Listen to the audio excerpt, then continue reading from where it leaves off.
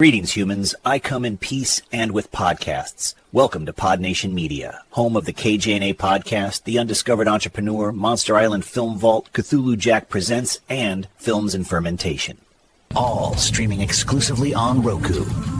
Business, monsters, whiskey, cinema, chaos. Your ears deserve better. Join PodNation Media before we probe your algorithm. Films and fermentation, movies and inebriation with films and fermentation, comedy mixed with taste elevation. Films and fermentation with Leo, Batman and Mike.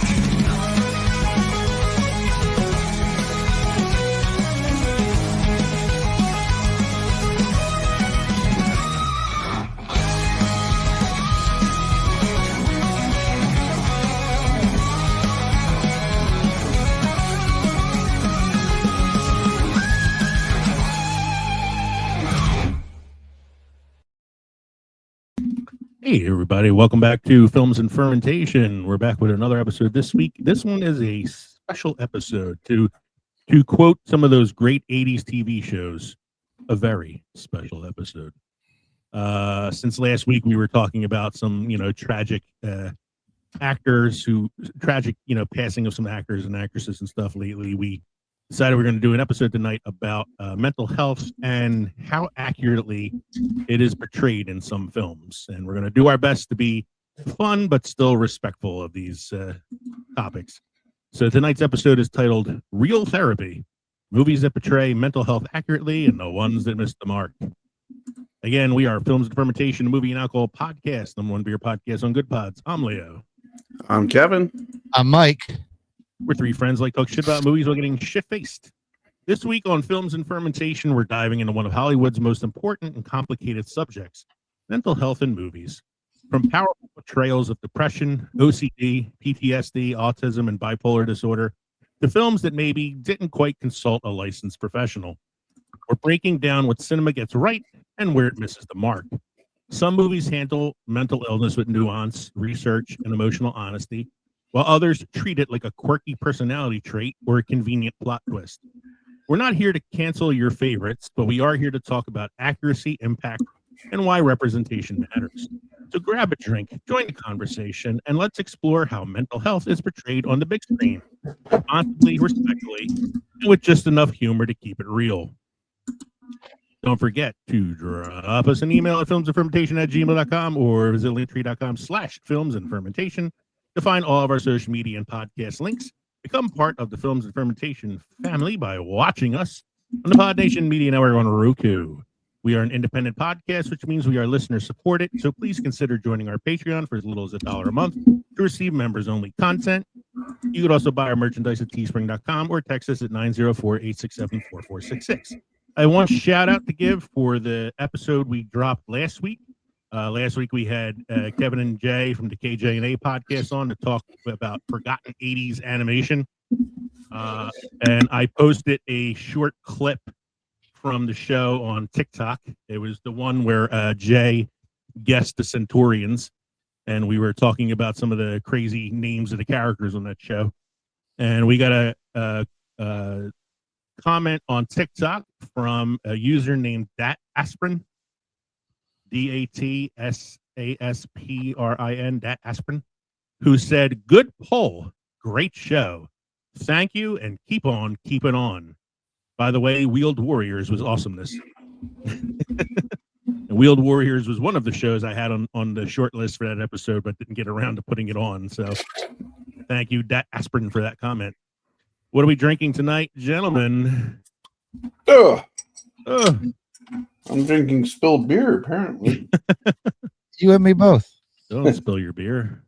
I just cracked open my Weyerbacher Quad Belgian-style quadruple ale. Mm-hmm.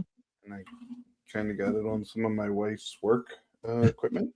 I had that a couple weeks ago. It's delicious. I think it's my second. Not tonight, just my second Okay. that I had. My stock is depleting rapidly, so I feel a need to travel to the beer store in the near future. And if I get through this, I have a Sam Adams cold brew coffee stout. Ooh, that sounds good. The Weyerbacher Quad is 11.8% alcohol by volume. The Sam Adams cold brew is 6% alcohol by volume. So I should be feeling pretty good after this. Yeah. Mike, what you got going on? He's wiping down his desk too. Well, I opened up my longliner longer from Cape May Brewing Company, and it's fizzing out the top. So I must drop it at some point or something. So I see a lot of activity there. I may have to go get a paper towel here in a minute. So okay. I mean, you're going to run. I'll talk about my drink while you're doing that. If you want some. I was telling Mike in pre-show, Kev, this is week 3 of the heat not working well in my building. Oh no! It keeps like they fix it, and the next day it's broken again, and it's like almost every day it's happening. You may want to get a contract with a different HVAC company. Yeah, and it's colder in my office than it is outside, and so I am like coming home with like such a chill in my body anymore. So tonight, which is tough because you generally run warm. Yeah, I am freezing. So right now, I got a blanket on my lap right now, and I'm drinking coffee. But I don't just want to do coffee because alcohol. So I'm drinking coffee with some Irish cream dropped into it. So I'm drinking this is Ryan's Irish style cream liquor, which I just finished. There wasn't much left in that bottle. So if I do a second Irish cream coffee, I'm going to have to crack open the old Baileys that we have in there. Yeah. It was unopened, and I knew my wife would get mad at me if I opened it. So I wanted to finish the old one first. So. All right, Mike, are you ready for me to play a song, or are you still cleaning up? I'm good. Go ahead. Quickly puts his headphones on to get ready for it. All right, here we go. This week in film history with Mike.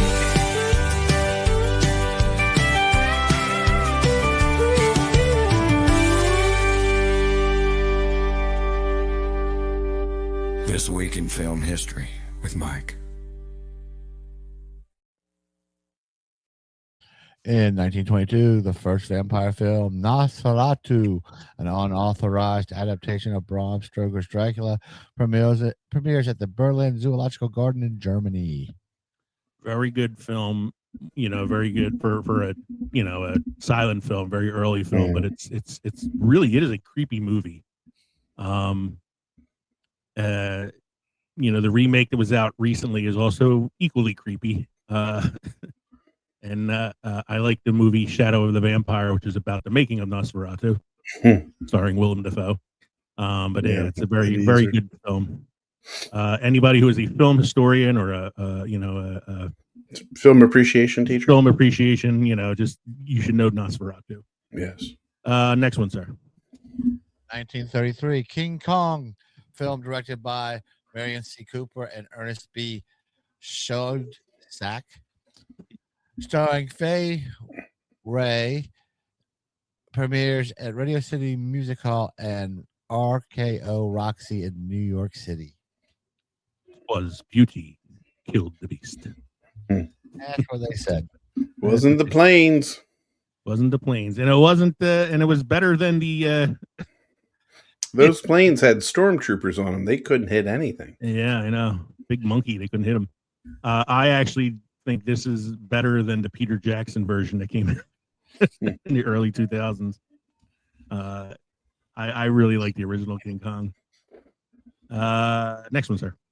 1964, Beatles begin filming A Hard Day's Night. George Harrison meets future wife, Patty Boyd. Didn't Patty Boyd end up becoming Eric Clapton's wife too? After that, I think so. Yeah. One of them stole the other one's wife, and then eventually divorced that person too. And then George Harrison and Eric Clapton later on started referring to each other as husbands-in-law. Next one, sir. 1965, one of the most popular musical films of all time, The Sound of Music, starring Julie Andrews and Christopher Plummer, premieres Academy Award Best Picture 1966. This is where we Yeah. learn about everybody's favorite things. Mm-hmm. These are a few of my favorite things. Not a Christmas song. Not a Christmas song, yeah. Although it gets used at Christmas time a lot, right? It does. Yeah, I'm not a real big Sound of Music fan. I'm not knocking the film. I'm not saying it's a bad film. It's just not one that it's like a go-to for me when I go to musicals, you know. I don't know why it's played every year around Easter. I'm missing the connection. Oh, you know, Easter, Springtime for Hitler and Germany. That's what it is. Yeah, Easter time is when you escape into the Alps to get away from the Nazis. I'm every mountain. Oh. What's the other one? Farewell, adieu. So long, farewell. So long, farewell. Go fuck yourself. Goodbye. That song. All right, next one, sir. 1970, Airport, based on the book by Arthur Haley, directed by George Seaton, and starring Burt Lancaster and Dean Martin, is released. I don't know as much. One of the inspirations for Airplane, wasn't it? It is the inspiration for Airplane. There were a bunch of these like disaster movies in the 70s. Like there was Airport 77, Towering Inferno, Poseidon Adventure, like all these big disaster movies, and they were all like inspirations for Airplane, which I know more about Airplane than to do any of those disaster films. Next one, sir. 1977, Betty Davis is the first woman to achieve the American Film Institute's Life Achievement Award. She's got Betty Davis eyes. I don't think there's a time, Mike, we didn't sing that anytime Betty Davis's name came up. Hold on to your hats. It's gonna be a bumpy ride. What's the next one, sir? 1985, Moonlighting with Sybil Shepherd and Bruce Willis premieres on ABC TV in the U.S. The TV show that made Bruce Willis America's sweetheart. Some fly by night, some fly by day, moonlighting strangers. You know what else I remember from this show? Booger was on it. Curtis Armstrong was one of the supporting actors on the show. Next one's a really good one. 1987, first Lethal Weapon starring Mel Gibson and Danny Glover. I'm getting told for this shit. Directed by Richard Donner, is released. I like the meme that says this motherfucker was 44 years old when he was too old for this shit. I read somewhere they were making another Lethal Weapon, and I'm like, they can't make another Lethal Weapon. Like a reboot or a sequel? No, like number 5. Like, oh god. Like Danny Glover is 97 years old now. He really is too old for this shit at this point. And Mel Gibson's crazy. And Joe Pesci would be like, okay. Yeah, okay. Okay. My name is Leo Getz. Whatever you want, Leo Getz. Get it? The first Lethal Weapon, what's weird about it is like that first one was so dark and talk about a movie about depression. And the later ones became just like comedy, like Beverly Hills Cop, you know, adjacent in a way. Yeah. Next one, sir. Let's see where I'm at. Where I'm at. Oh, 1995, Man of the House, directed by James Orr and starring Chevy Chase and Farrah Fawcett, premieres in America. Why? You're burying the lead on that one. Wasn't the kid from Home Improvement in that movie too? Jonathan Taylor Thomas, I think. Again, why? All right, next one. 1996, Fargo, directed and written by Joel and Ethan Coen, starring Francis McDormand, William H. Macy, and Steve Buscemi, released in the U.S. That would be a really fun episode to do as a Coen Brothers episode. They got some crazy shit in their filmography, from Raising Arizona to this movie. You know, that'd be a crazy episode. Men Who Stared Sheeps. Men Who Stare Goats. Goats. I don't think that's a Coen's brother movie. No. They did Burn After Reading, the one with Brad Pitt and Frances McDormand. That's a really good one, but I don't think they did Men Who Stare, unless one of them did it, because they did do a bunch of movies separately. And they did Hail Caesar, I want to say, too. Hail Caesar was Joel Coen. Ethan Coen did they both did a bunch of movies separately after. I think it might have been like right after Burn After Reading. They kind of separated and started doing like their own thing, because Joel Coen did Green Book, and he did Hail Caesar. Ethan Coen did Drive Away Dolls. So like they did a lot of stuff, and they're talking about going back together to do another film as a team again, but I don't know when that's happening. Last one, sir. In 2010, Alice in Wonderland, inspired by Lewis Carroll, directed by Tim Burton, and starring Johnny Depp and Mia Wasikowski. I don't know how to pronounce her name. It's like Wasikowska. Wasikowska. Yeah, it's like Wasikowska or something like that. I'm not even sure how to pronounce it. It's released. Yes. Weird fucking movie. It's Tim Burton. Come on. It's Tim Burton. It's also Lewis Carroll. Well, but it's not really Lewis Carroll. It's a unofficial sequel to Alice in Wonderland that Tim Burton wrote himself. Well, pause it. All right, let's move on then to Beer News.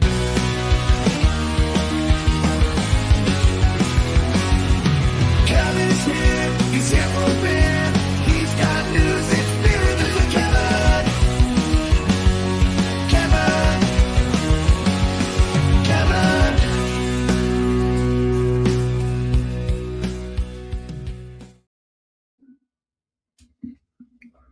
Oh, that's me. Okay. That's you. You're Kevin, and this is Beer News. You're the only Kevin on tonight. You're the only one doing Beer News. I figured something that popped up not long ago that we should probably talk about is a drink that Tom Hanks had mentioned on an interview with Stephen Colbert not long ago. Was this the one that Mike? Was this the one that you shared with Kev? No, Mike. You agree with? No, okay. No. The one I was talking about, more beers, breweries shutting Breweries down. closing down. Yeah. It's byline is it tastes like a really good sparkling cider. So I will have to make it, but I think I'm just going to need to get out to a liquor store. Essentially, Tom Hanks debuts a 2-ingredient cocktail on The Late Show with Stephen Colbert. It's a cocktail made with Diet Coke and champagne, but it tastes like a super bubbly sparkling cider. Who has the idea in the first place to put Coke and champagne together? Not I. I've never heard champagne used as a mixer. Except for with like orange juice when you make a mimosa. Mimosa, yeah, that's what I was thinking too. But I guess if you have champagne. I can hear the boy doesn't like this idea at all. Yeah, no, he's not digging it. I read the article earlier when I saw it this morning when I was like going through the notes, and I like the one part of the article that says when he mentions it, Stephen Colbert's audience gasps. Like, what? That's where I was going to go with this. Yeah, I love Tom Hanks nibbling on baby corn and big, and his campfire roasted crab eating scene with Wilson the volleyball and Castaway. But let's be real, exactly no one other than Hanks is floating Diet Coke and champagne in the same glass. The cocktail, quote unquote, that he debuted on the air with Stephen Colbert gets a noticeable gasp from the audience, along with his own admission, I may be insane. I texted my sister to find out if she had ever heard of the combo. What is this concoction of everything I love in one glass? She replied. I also got a quizzical eyebrow raise from a woman in the grocery store checkout when I told her the sparkling wine was for Diet Coke, not mimosas. Just put rum in it, she said. Still, the so-called Diet Cocaine. I'm not sure if that's how it's pronounced, but it looked like it. Yeah, I was saying cocaine, like cocaine, cocaine, like champagne.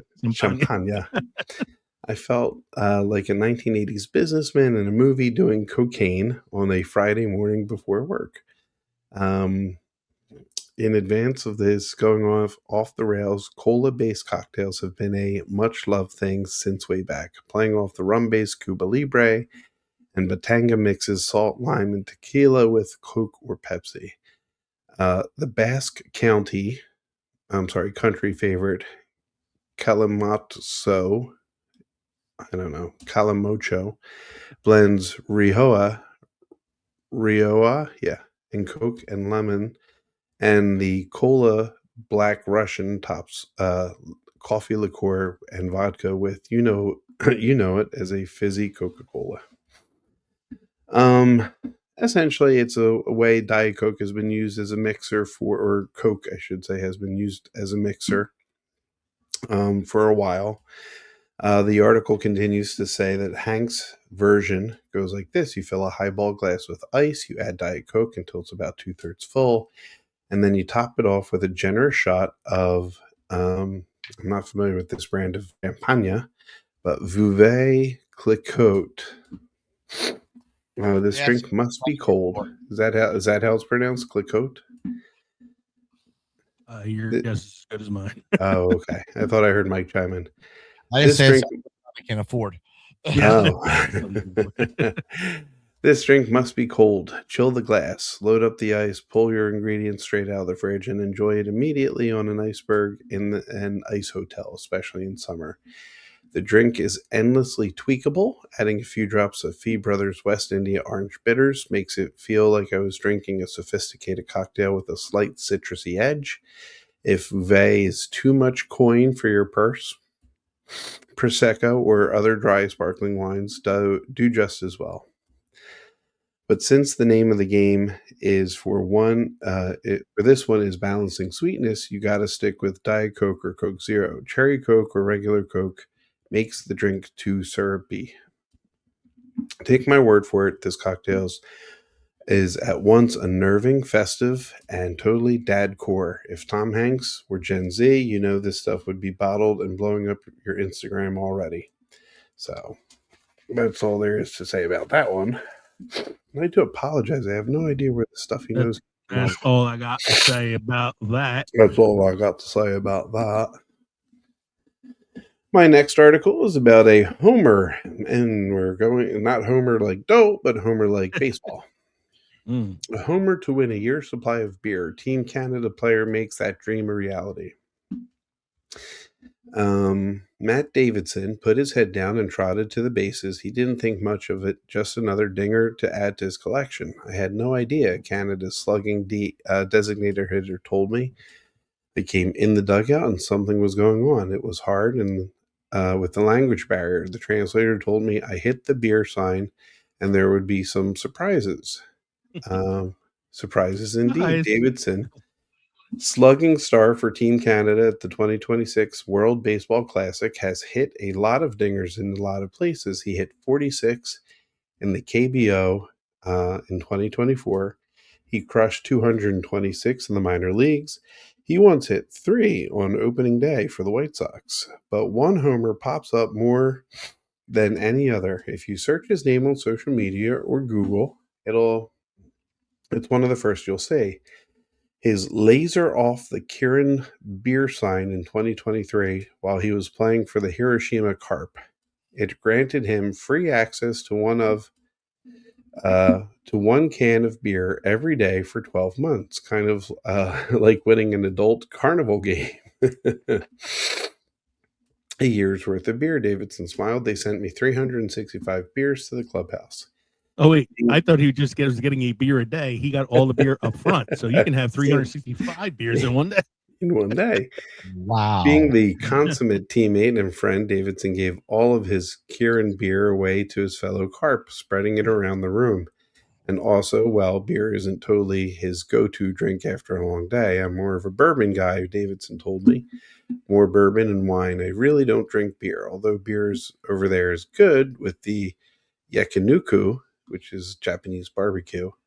Bonus was that Davidson also received about 1 million yen, which was the equivalent to about $7,500.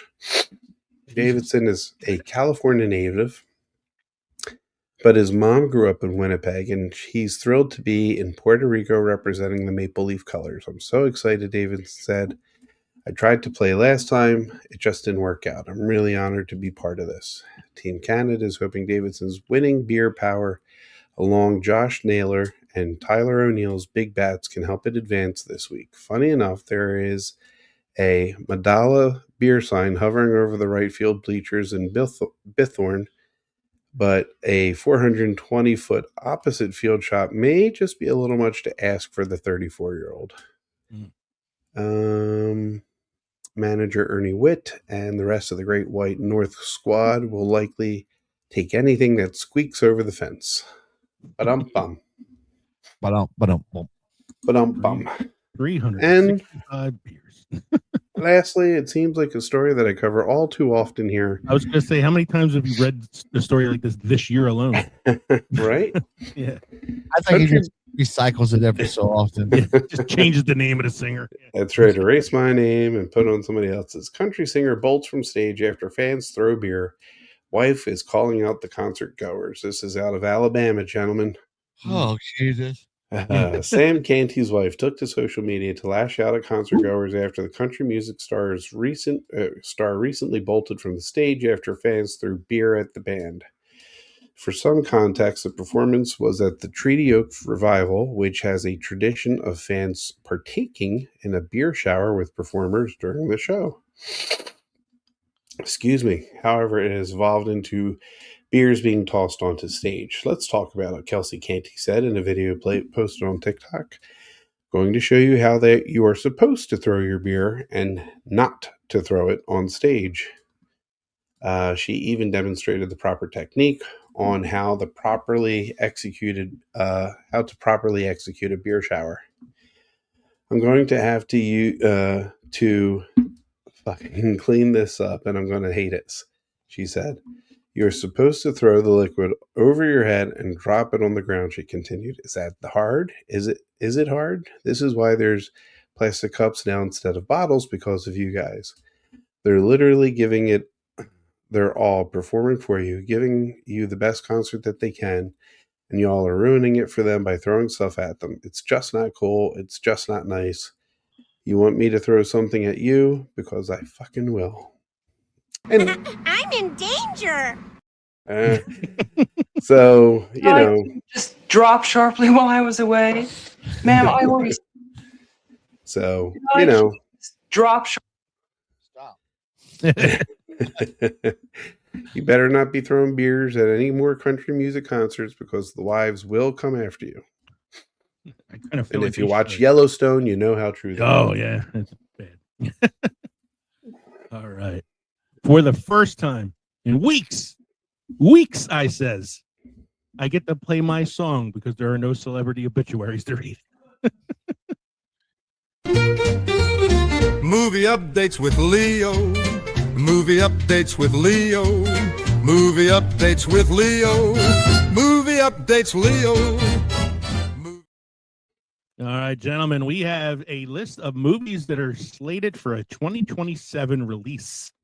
2027 is going to be a big year for movies. This is according to Pubbity, which is an entertainment news source on Instagram. All the major movie releases of 2027. Here we go.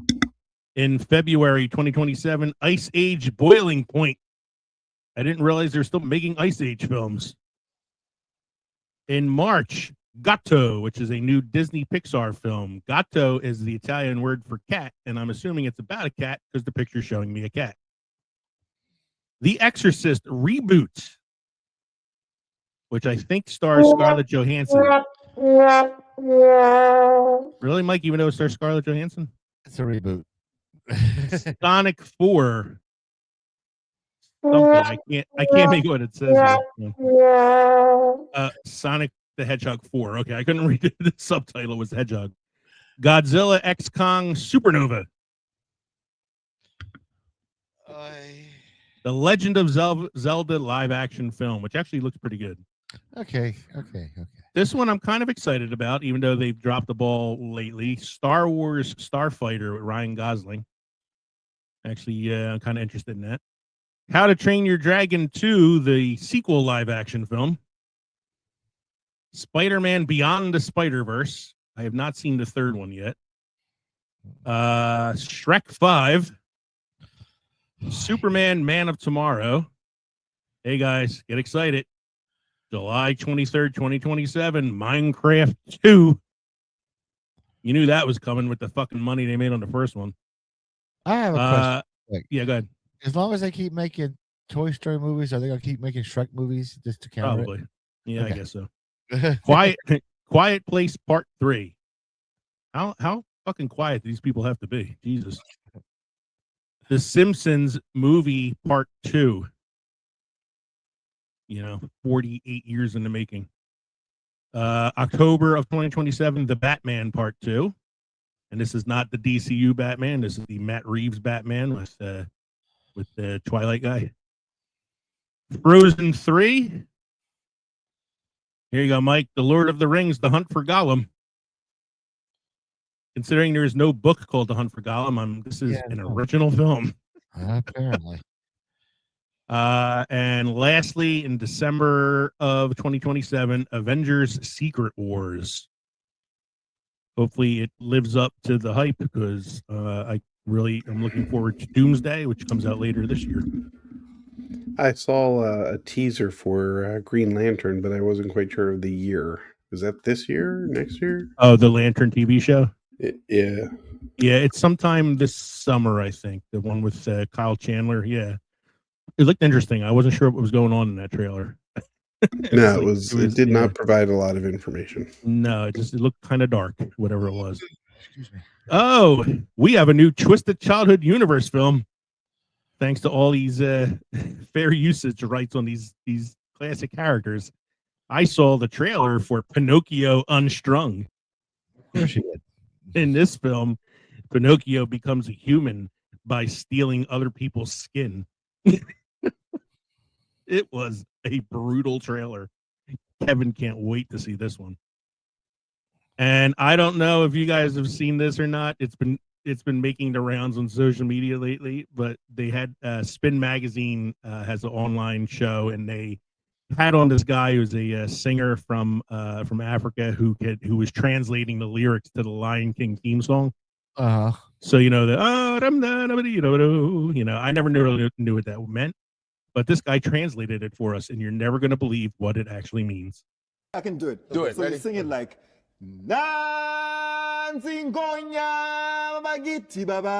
You were way off. All right. What does it mean? It means, look, there's a lion. Oh my God.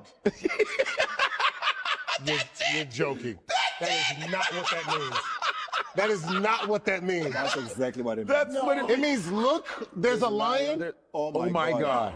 It's a Look, there's a lion. Oh my God. It's a lion.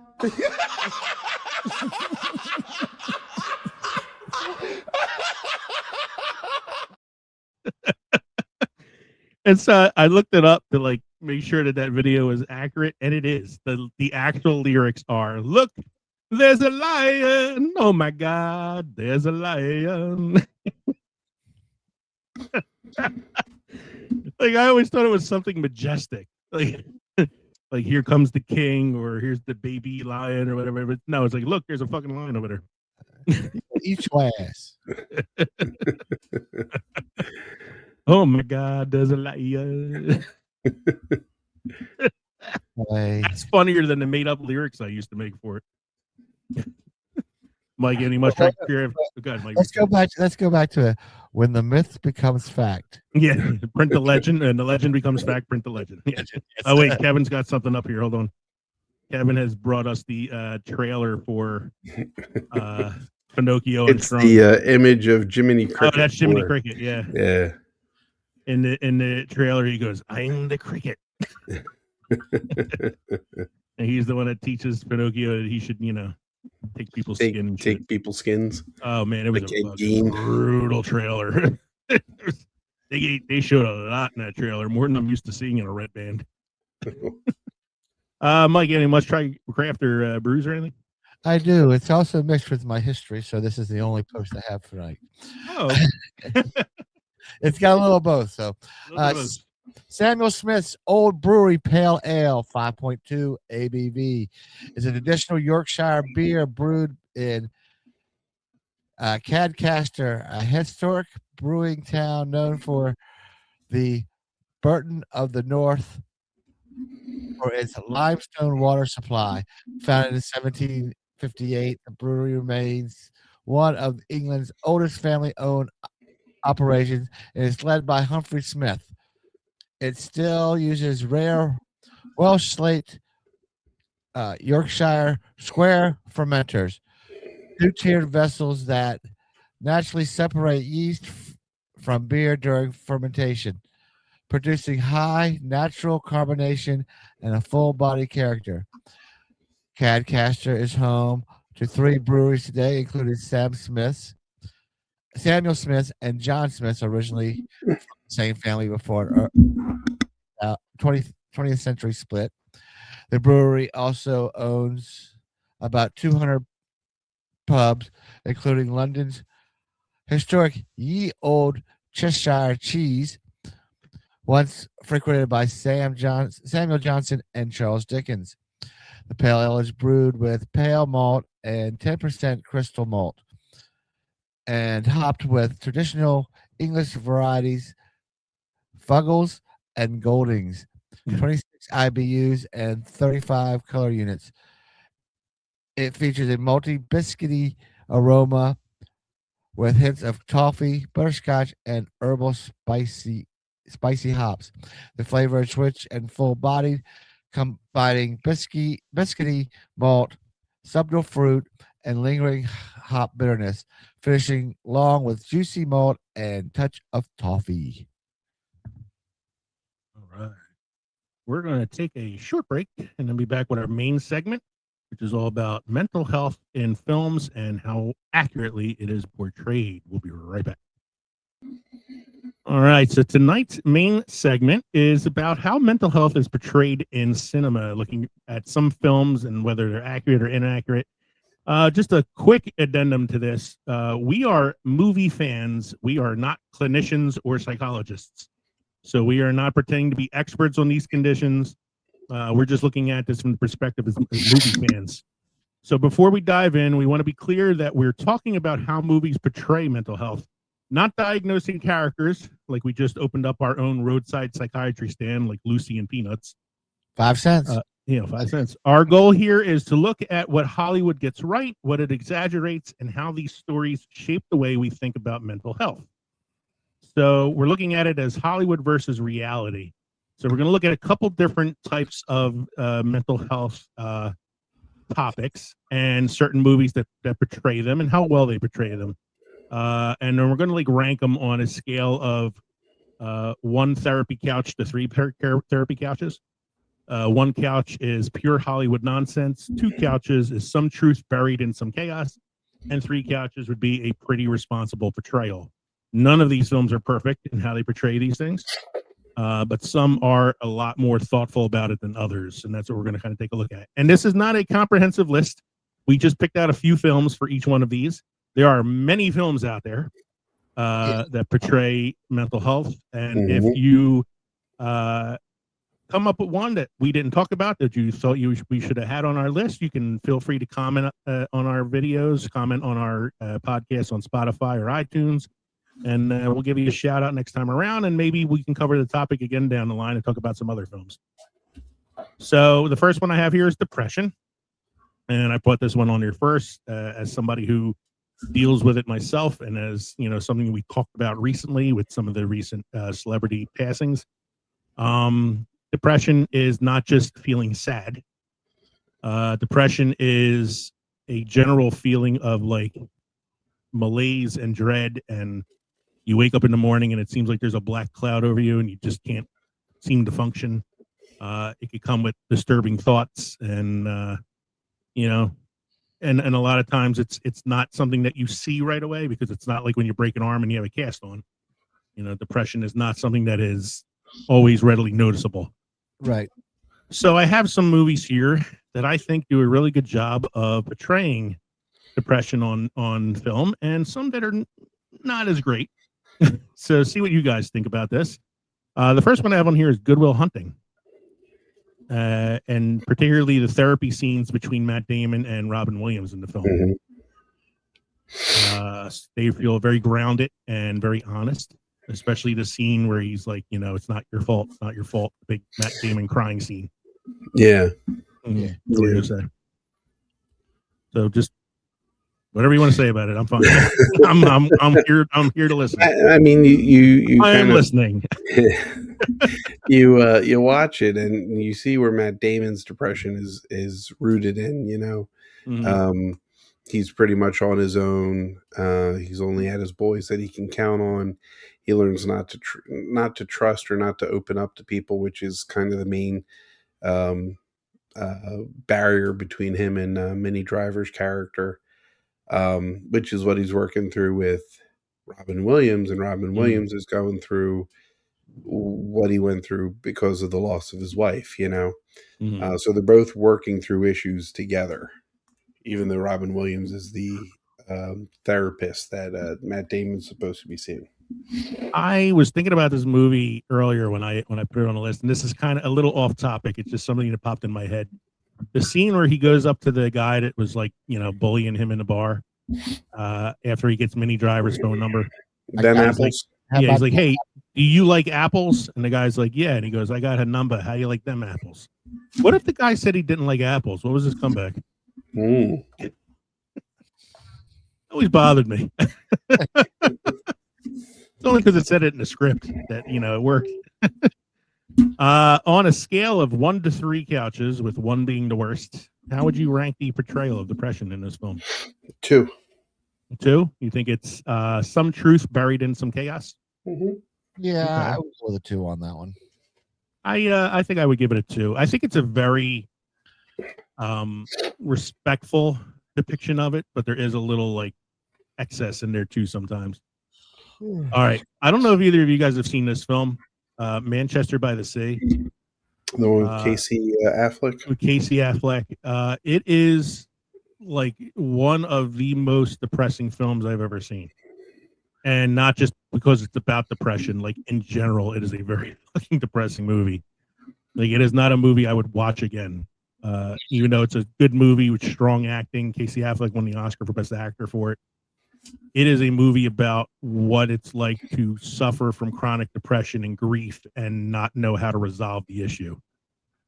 There's a great scene in it where he's in a police station and he pulls one of the cops' guns out of the guy's holster and tries to shoot himself in the police station, and they have to tackle him and stop him. And it's such a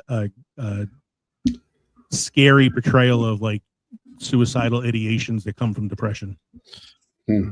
This is for me, because having seen it, this is a 3. It is a very strong portrayal of what it feels like to have unresolved grief. I wish I could chime in on this. I've never seen it. Yeah. So. I'm not saying it's a good movie. If you want to check it out, check it out. It is a hard watch. It is a very hard watch. Surprisingly hard watch for me too is Inside Out from 2015, the animated Pixar film. It's emotional, but I think it's very a good emotional. kind of emotional, I would classify this actually as a good cry. It's a good cry. You watch it, Yeah. you understand where it's coming from. It is not. It doesn't wrap itself up in a bow with rainbows and unicorns at the end of it. The kicker is you have to accept the sadness. I'm sorry if I'm spoiling it for anybody who hasn't seen it yet, but sadness plays an integral part, and it's the whole thing. It's ignoring it or foregoing it, and sadness plays its part, and that has to be accepted. I've said it before when we've talked about this on the show that Inside Out to me is one of the most accurate portrayals of childhood depression. Yes. Because the little girl is so sad and doesn't know how to communicate it, and the parents don't know how to communicate with her about it. She doesn't know how to act on it properly. Yeah, and it's a very touching portrayal as a teacher who has dealt with that in the classroom over the years. working with kids who have had that, have that issue. It was a very, I actually would give it, I would like to give it a 3 for responsible portrayal, but because it's a Pixar film and there are little voices in her head talking all the time, and it gets a little out of control with that stuff, I'd probably give it a 2 because it's respectful, but I think I want to see the making of, like, the concept, not really the animation or the voice acting, like the idea concept, right? Yeah. Who the core memories, the creation of like lands and stuff like that. Where was that pulled from? Was that pulled from psychiatry? They stole it from that TV show in the 90s about the guy that had like 5 people in his head who controlled his emotions. What the hell was the name? Herman's Head? Herman's Head, yeah, that's what he called him. Alf? He's called Herman's Head. Fucking Bing Bong scene. Scene crushes me. Yeah. I put that up there with the first 15 minutes of Up. So you put it up there with the horse scene from the Never Ending Story. Yes, the horse scene from the Never Ending Story. Except that AI fixed that now. Yeah. So, less accurate or oversimplified depictions of depression. Kev, you've seen Garden State, right? I have. Mm-hmm. Can you talk about it? Because it says depression framed as a quirky detachment cured by romance. Yeah, is this the one with Zach Braff? Well, Zach Braff, this Portman. and he the one with Natalie Portman, because he did this Portman, one and he did Braff, he did another one with I can't remember who it was, but like Elizabethtown, I think was another one he did, but that was one he wrote. It starred Orlando Bloom. Yeah, Orlando. Like I get them confused a little bit. Dunst. This is the birth of the manic pixie dream girl.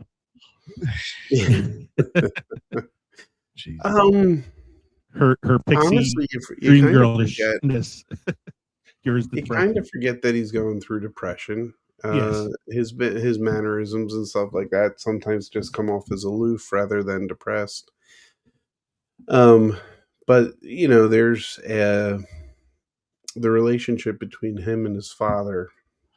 And his father's not Michael Sheen, who played Bilbo in The Lord of the Rings. That was Ian Holm. Yeah. Who's a doctor, who's a psychologist, and they both kind of work through the death of his mother, her wife, or his mother, his wife, in different ways. Ian Holm is very stoic and distant, and that plays a part in how Zach Braff's character is coping with the death of his mother, who suffered from a sickness anyway. So I think the depression was kind of like, I don't want to say drawn out. That's not the accurate word, but it was long in duration, from going from having this disability or this disease to the death,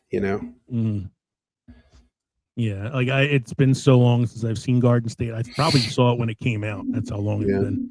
I love its soundtrack.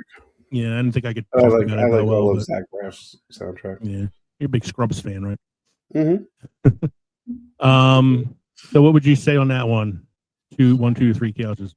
1.5 to 2. 1.5 to 2. Pure Hollywood, somewhere between Hollywood nonsense and chaotic truth. But you see, I mean, I also see it more like an independent film than I do see as a big Hollywood thing. So I guess that's where I don't treat it like a Hollywood, fluff. Yeah. Next one is Analyze This from 1999 with Billy Crystal and Robert De Niro. The depression and panic attacks are the punchline of the film, so I'm going to give this one a 1. Yeah. It's a funny movie. Mike's giving it a 1 too. It's a funny movie. I enjoyed it. I saw it in the theater and I laughed a lot when I watched it, but not the most accurate portrayal of what it's like to be depressed or have panic attacks. I do like the scene where Billy Crystal has the dream. It's the Godfather dream, and he's the Godfather, and De Niro plays the Fredo character. Fredo? And he's like, I was Fredo. I don't think so.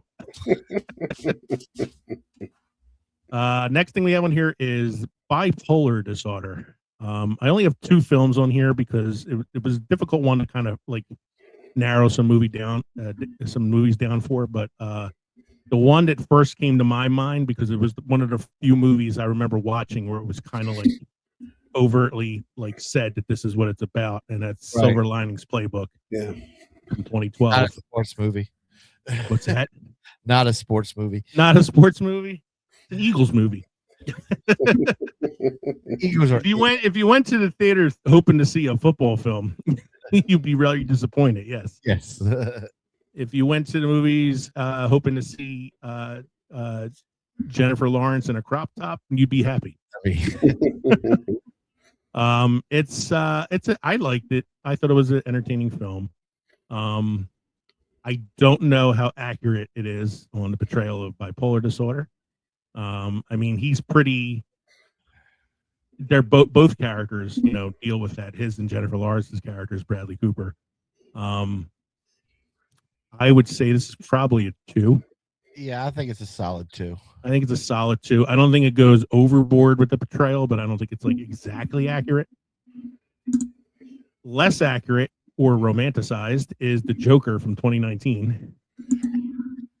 A movie that I really liked when I first saw it, but then after a few like subsequent watchings, I'm like, this movie's got some problems. It was criticized for linking violent, murderous behavior to mental illness, perpetuating the harmful stereotype that those with such conditions are dangerous. Well, that's all of Batman's villains. Yeah. I did want to research, and I never did, whether or not that condition, the laughing condition, the laughing thing, whether or not that is an actual medical condition that can, afflict some people, but I never looked into it. I'm like assuming that it probably is something real, but I don't know how. I mean, there's such a thing as nervous laughter, which we're all aware of, but I don't know like how accurate that version of it is in the film, if it is a real thing. I mean, it's a good way of filling in the maniacal laughter of the Joker. It's a good proponent to why he does that, or why that's a thing. I feel like one of the problems from it is like they kind of justify his violence through the mental illness. Like, I do these things because society doesn't care about people like me, kind of thing. What I do think it does a really good job of portraying in the film is his delusions. Because there's the whole story with him and Zazie Beetz that turns out to be just a hallucination. And it's done so well that I really thought it was. And as you're going through the movie, you're seeing everybody, not every, I mean, I guess everybody was against him. His mother had hid things from him. His delusion about being a child of Thomas Wayne and his coworkers and everything, like it all kind of falls apart. So maybe that's where the violence comes from. They do a good job at the end too of making it seem like a lot of it might have been delusion while he was in the mental hospital too. But then they ruined that by making a sequel. Fun fact, or maybe not fun fact, just interesting fact, the last 3 movies we talked about all had Robert De Niro in them. Tell you something. Yeah. The next one doesn't. No. Although we have a Scorsese movie on this list here somewhere. Schizophrenia and Psychosis. Talking about schizophrenia, you got to think like the time period that some of these movies are happening in. It wasn't as well studied or well known about at the time. Diagnosed appropriately. So like Beautiful Mind came out in 2001, but it's talking about, I think it starts in like the 50s or 60s and goes up to like the 70s and 80s and all. And it's about Robert Nash, the mathematician, and his delusions that he was having. He thought he worked for the government, but he was seeing people that weren't there, and and it's a very dramatized version of it. Boy, I don't know what I would give that. I'll give it a 2. I think it's maybe a 2. Yeah. it has come out in like later years of, like there's been some criticism to the inaccuracy of the story itself and not just the treatment of the schizophrenia.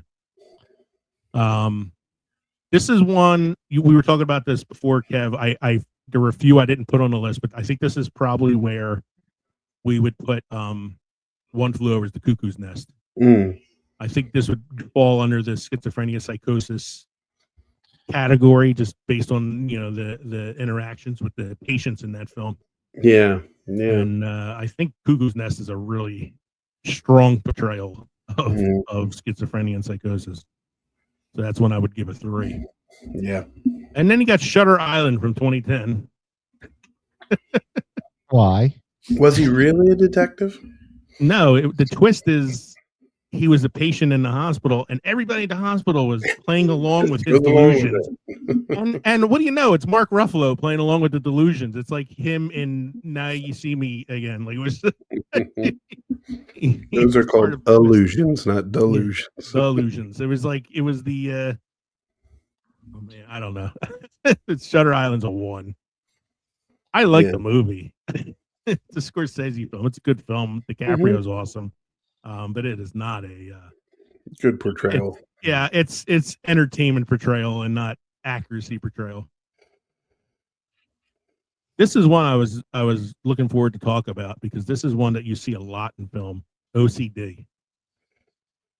And a lot of times it's used for comedic devices. I have a little OCD myself. Isn't everybody? Everybody has a little bit in them, but some are worse than others, and there's some who it just takes over their life. Right. But I have a very strict routine to certain things that could be construed as like OCD. But I've known people in my life who are really bad with it. And one of the movies we have on this list, another Scorsese film, The Aviator with Leonardo DiCaprio, where he plays Howard Hughes. It's, I don't know how accurate it is, but it's fucking disturbing. A hard movie to watch. Especially when he rubbing his hands raw. Scrubbing his hands raw, pissing in jars, only drinking milk. Like locking himself in a room and being afraid to touch the doorknobs, and it's brutal, especially towards the end when he really starts to spiral down. Again, it's based on a true story. I don't know how true. I would say this is probably a 2 for me. There's very few movies on this list that I think I would give 3s to. So you're trying to say Big Bang Theory would not be a 2? Big Bang Theory is oh shit. We want to talk about that's that's autism. They never really, yeah. Go ahead. What were you saying, Kevin? No, I was just going to say it was never really addressed. You see the signs and you kind of know that he's on the spectrum, whether or not it's Asperger's or autism. But Penny. Yeah. He's definitely OCD. Yeah, he's definitely OCD. And he's definitely on the spectrum, and it's most likely based on his intelligence, a form of Asperger's. But yeah, it's never outright said. I would give that show a 2, because it is obviously entertainment and played for laughs sometimes, but they are pretty good at showing what a person like that would be like. Right. Bordering on a 1. The Aviator, I would give a solid 2. Yeah. Kev, the next one here, is this one you've seen, Matchstick Men, the one with Nick Cage? It is, yeah. I have not seen one, so I'll leave this to you. As much as he loves Nick Cage, look, man, hold on to your hat. This is one where I can watch it and not have ill feelings towards Nick Cage for this. Mm-hmm. He does a good job portraying somebody. He's a grifter. Him and Sam Rockwell are, con artists. His OCD is displayed in full force, vacuuming even vacuuming in certain patterns, making sure everything is lined up certain ways, using handkerchiefs to open doors. And I was about to say, it's his phobias and his mental illness, which kind of it does play a major part in how he himself, and I'm sorry, I know this is a spoiler, but the movie is about 20 years old by now, I think. How he's, it's actually 22 years old, grifted himself, through a person portraying themselves as his daughter, and the relationship that they build, and how that's all taken into account when Sam Rockwell is trying to grift his own partner. So I wouldn't call it a 1. It wasn't so over exaggerated. It wasn't simple jacked, if we can use that term. A simple jack should be like if it's less than a 1, it's a simple jack. Yeah. But it's done well. I'd give it a 2. Okay. Next one I have here. So As Good as It Gets with Jack Nicholson came out in 97. I remember seeing this in the theater and thinking to myself, wow, that was like really like one of the most accurate portrayals of OCD I've ever seen. Because he's really been like he washes his hands and then throws the soap out and uses a new bar every time, and he won't step on the cracks on the pavement. He counts before he locks the door at night. It's all very OCD-ish things. So much so that it affects his like actual behavior and attitude. Right. Because some people do have it that bad. Yes. But then upon rewatching it, I thought, okay, it's not as accurate as I thought, because he kind of gets cured by love. Because at the end of the film, he's like walking down the street holding Helen Hunt's hand, and he realizes he stepped on a crack and nothing happened. Yeah, the end of it kind of fucked it up. Yeah, a little bit. I mean, if they had stopped with him starting to take the pills, and the pills are what was helping him, that's fine, because that's what they're for. But yeah, it was a little hokey at the end there, where it was kind of like, oh, love is curing him. Yeah, up until the end, I would give it a solid 2.5. Yeah, I think it's. And I'm still going to give it a 2. I'm going to give it a 2. Yeah. I do love, my favorite line in the film though is when the woman asks him, "How do you write women so well?" So well. He's like, "I think of a man, and I take away. I take away. What does he say? I take away reason and accountability."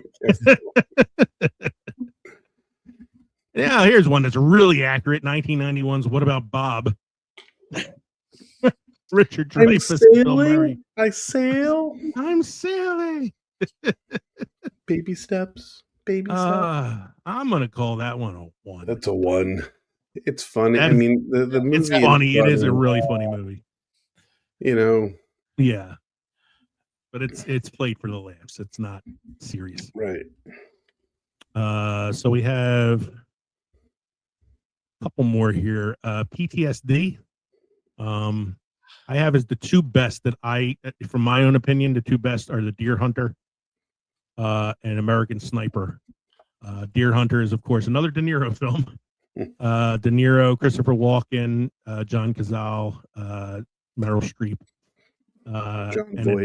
John Voight. It talks about the long-term psychological damage that these veterans of the Vietnam War face.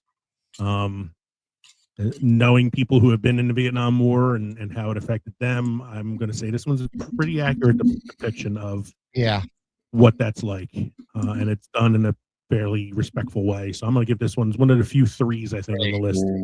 Definitely a 3 on that one. Definitely a 3. American Sniper, which is another Bradley Cooper film, based on a true story.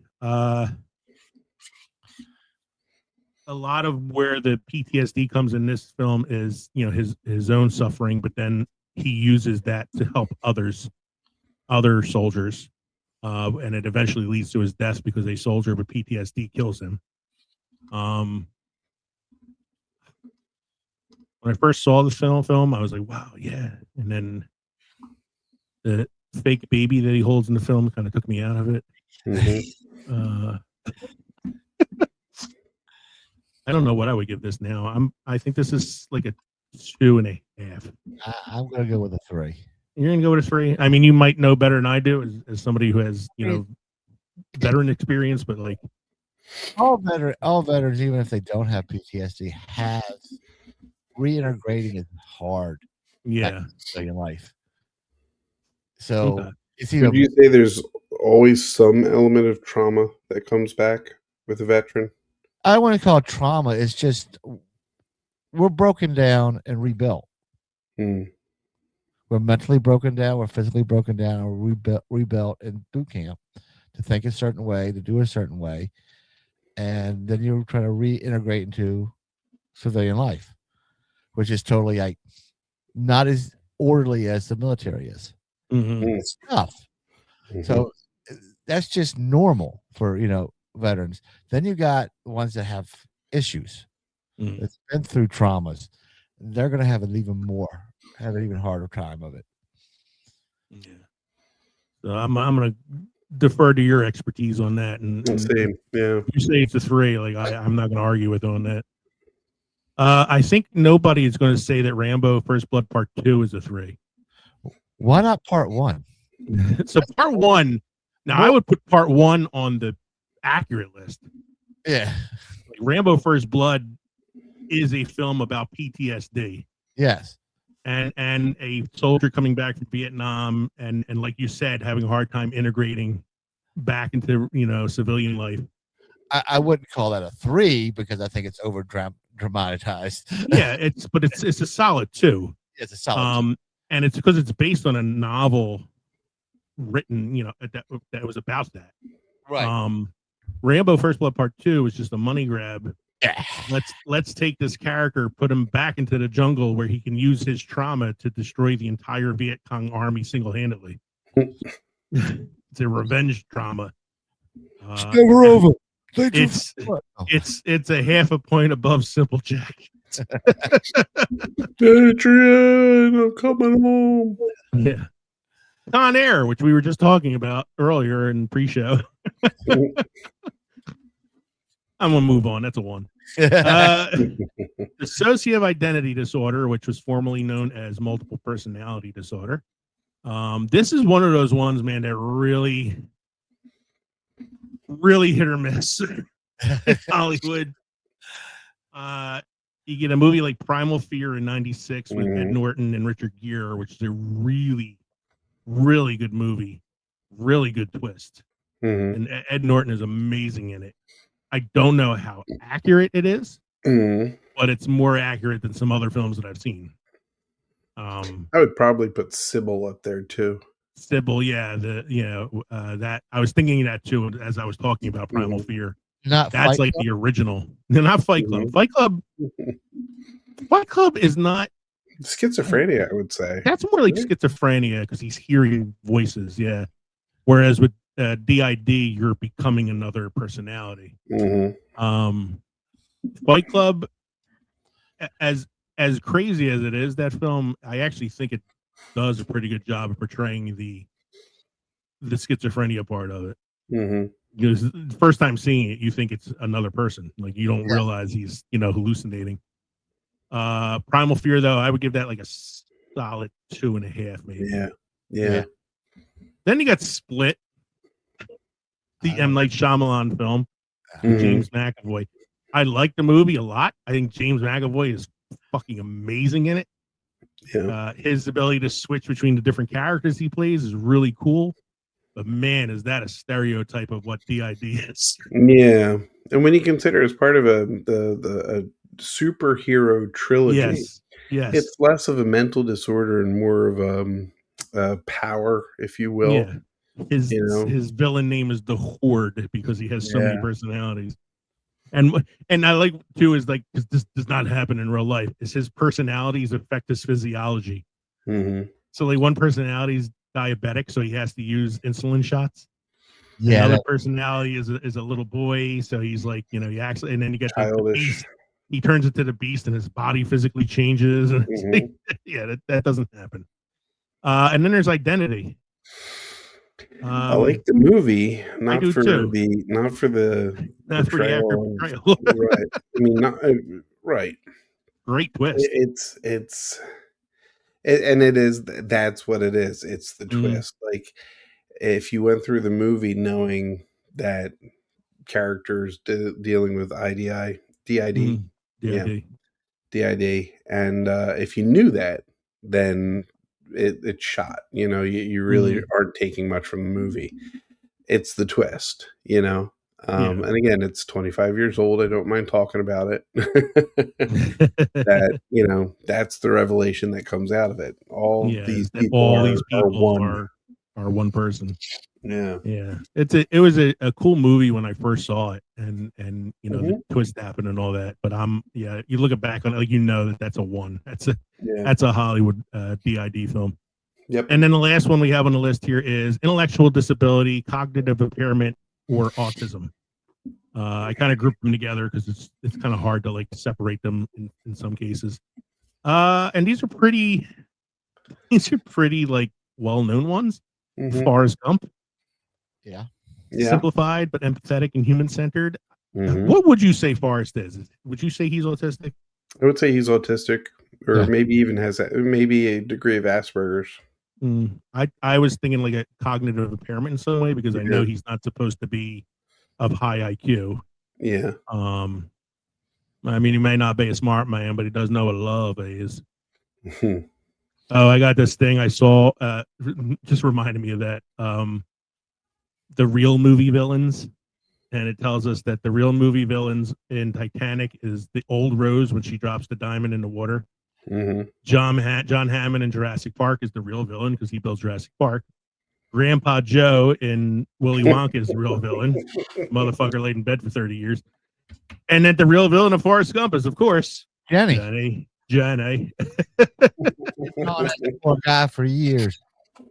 I have a hard time, speaking of Simple Jack, I have a hard time thinking of Forrest Gump anywhere without thinking about Robert Downey Jr. and Tropic Thunder talking about you can't go too far. Can't go full retard.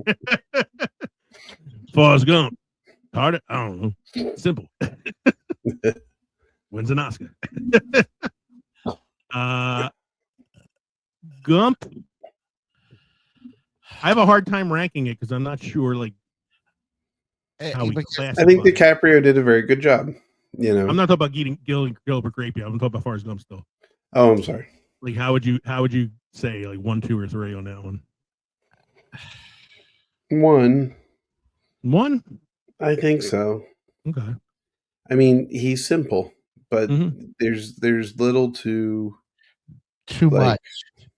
And I think maybe his simplicity is overshadowed by the events, the grand scale of everything that happens to him. Which I know the simplicity is but the simplicity is supposed to be what leads him to get into those situations. Yeah. I don't know. One, I guess. One or somewhere between a 1 and a 2. What's Eating Gilbert Grape is really good for showing, somebody with autism, cognitive impairment. I remember DiCaprio actually went and observed and studied people with that condition because he wanted to be as accurate with it as he could. So much so that people who didn't know who DiCaprio was before this thought he actually had, autism. It's a really amazing portrayal. It's one of the few on this list I would give a 3 to.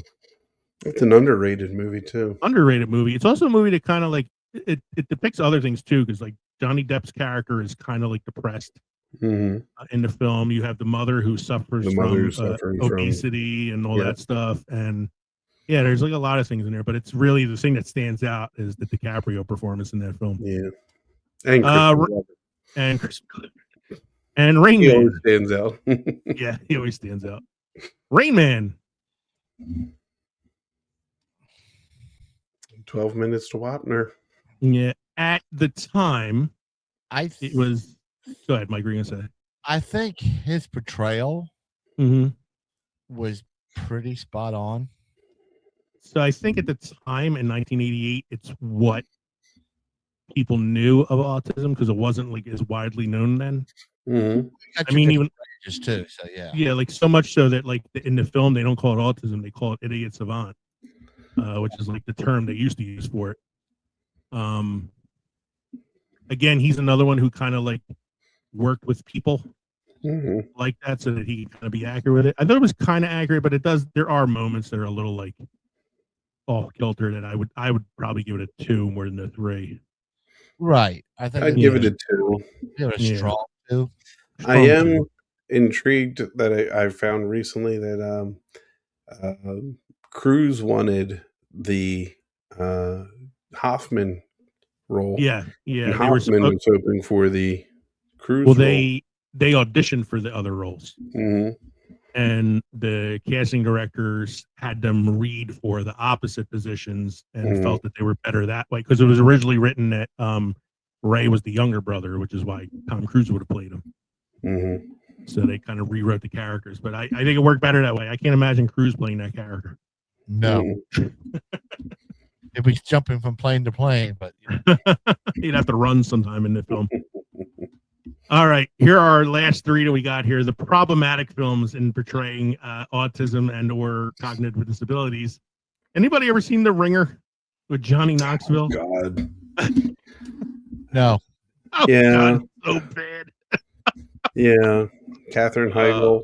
Yeah, it's Johnny Knoxville. His uncle, who's played by Brian Cox, gets in trouble with the mob for owing him like gambling money or whatever, and convinces Johnny Knoxville to join the Special Olympics, pretending to be a special person, so that he could beat everybody else in track and field, because he's not actually a special person.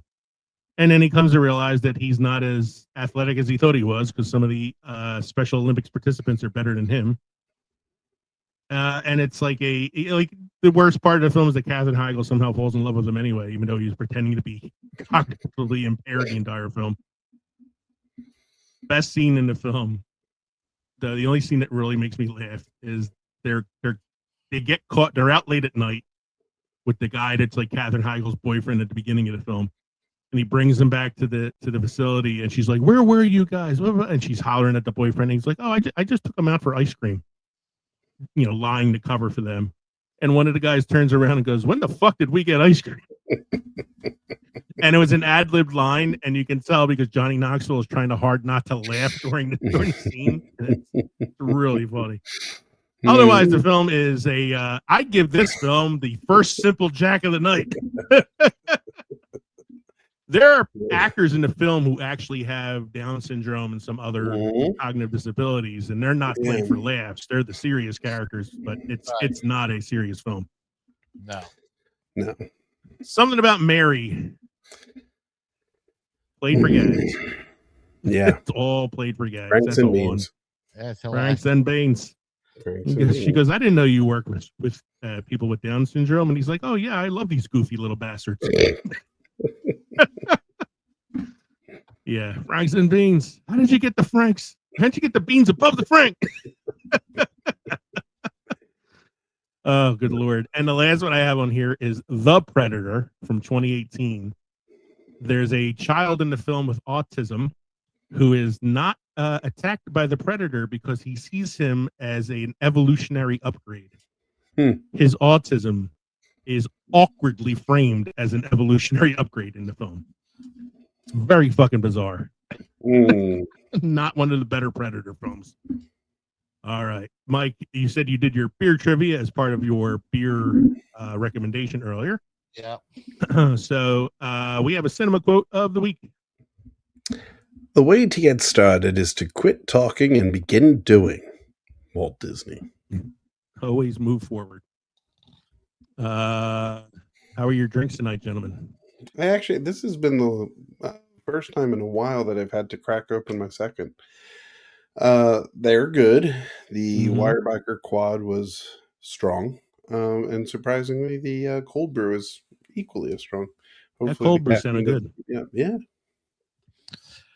After getting through the head of mine, it was pretty good. Mike got through his initial catastrophe. It was pretty good. I had a coffee with some Irish cream in it because I was cold, and I feel slightly warmer now, but still a little chilled, but I feel better.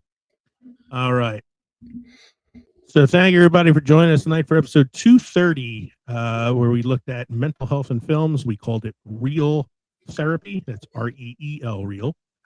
We hope you enjoyed listening to the podcast as much as we enjoyed recording it for you. Remember, you can drop us an email, filmsoffermentation@gmail.com, or visit linktree.com/filmsoffermentation to find all of our social media podcast links. You can watch us on the Pod Nation Media Network on Roku, on YouTube, and on Rumble. You can support us by going to patreon.com/filmsandfermentation or text us at 904-867-4466.